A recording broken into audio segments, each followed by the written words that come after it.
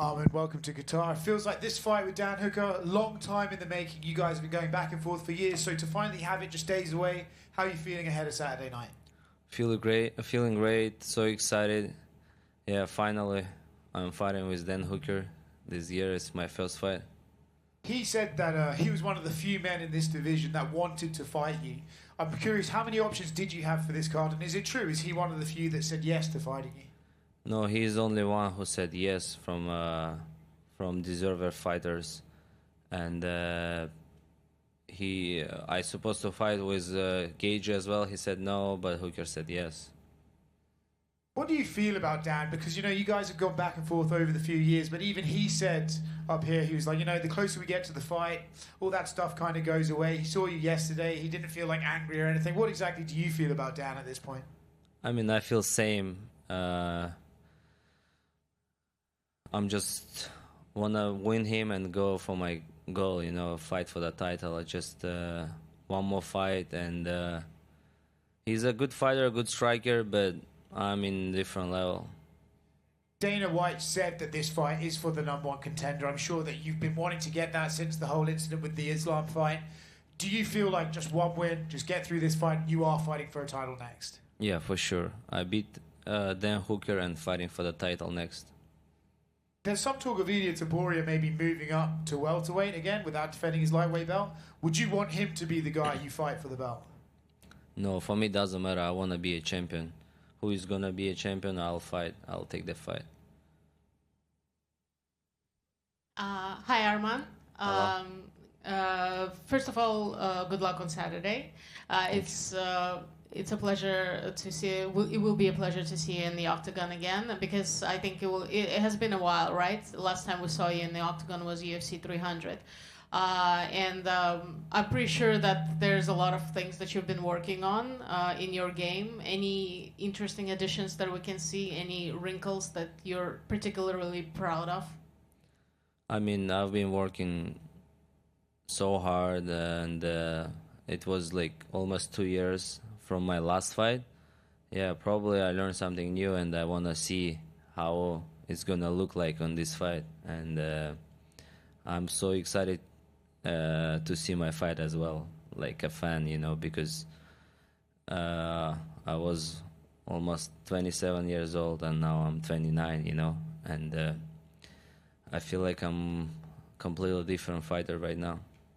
You actually mentioned that also, that you have changed your approach to training, that you probably take better care of yourself now, maybe overtrain less. Would you say that you feel like more of a mature fighter, more of a veteran fighter now? I try not to overtrain, but you know, who likes his job, he does a lot, but sometimes our body is not able to do that. But yeah, I learned from my last pull-out that I hurt myself, and now I did 100% my camp, and I'm healthy and ready.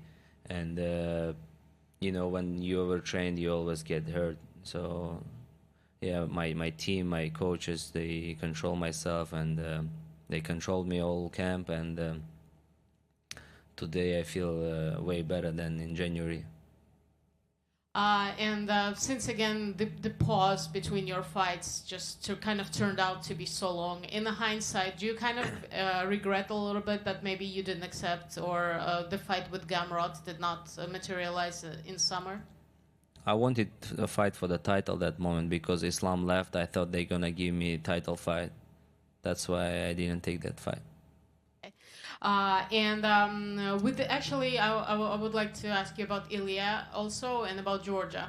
With both of you sharing this Georgian connection, him being from Georgia, you were born there. With this much trash talk happening between the two of you, do you sometimes feel awkward because of that?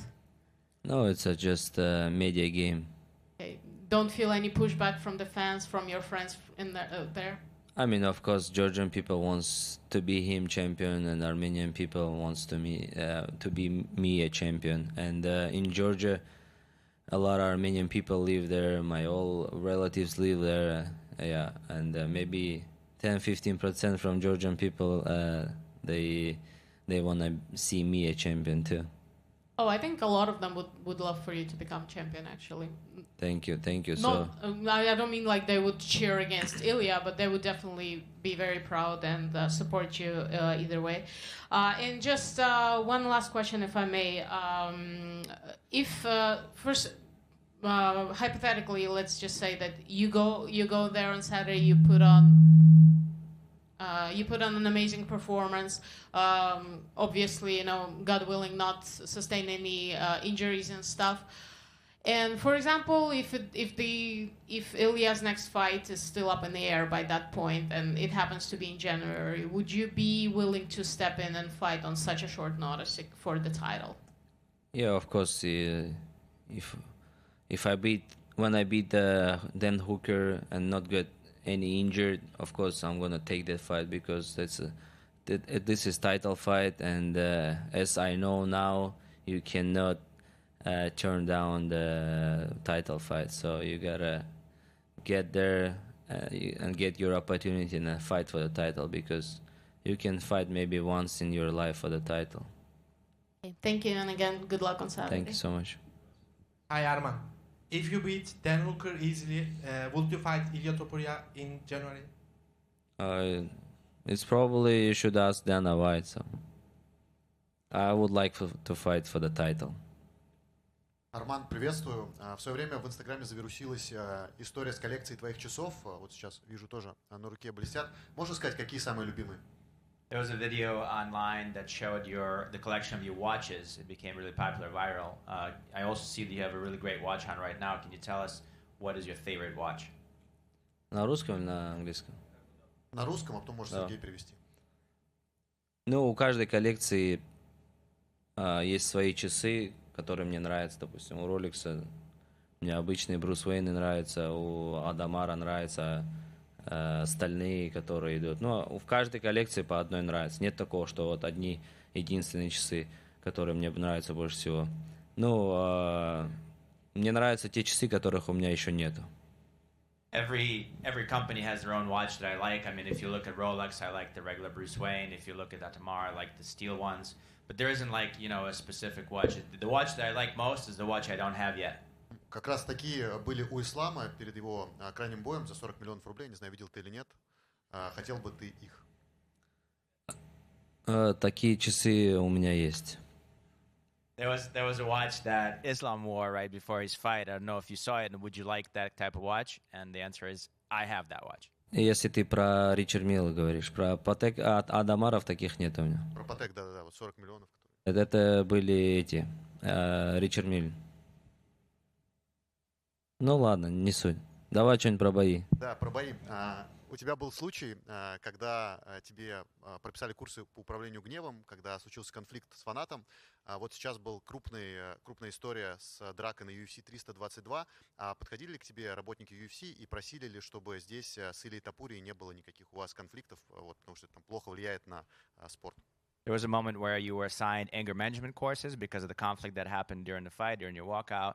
Now there was a huge brawl outside of UFC 322. I was wondering if there was any kind of, narrative about you being careful with whatever could happen with all the tempers flaring with all the folks that are involved in this fight here. Раз. UFC вообще нам ничего не говорит, что нам нужно делать, как нам нужно делать. И мне ничего не предупреждали, ничего не говорили. Ну, вот так как-то. UFC never gives us directions. They never tell us what to say, what not to say. They never give us any of those instructions. So I wasn't specifically approached to say anything. Удачи в субботу. Спасибо большое. Hey Arman, I want to ask Hamzat, is he gonna be in your corner in this fight? Yes, Hamzat gonna be my corner. Okay, thank you. Thank you. Hello. We know that how good your ground game in the wrestling skills are. And Dan Hooker always had the great takedown defense against the elite wrestlers. How you think the fight goes on the ground? I mean, I work on my ground game, and I watch all his fight, how he get up from the bottom, and so I work how to hold him there. So we'll see on Saturday night. And the one last for me. We always see that you always work with the Armenian people around you and also the United States. There's too many Armenians support you. There's going to be also in Qatar. How important is that for you to have the Armenian people around and cheering for you in the stage?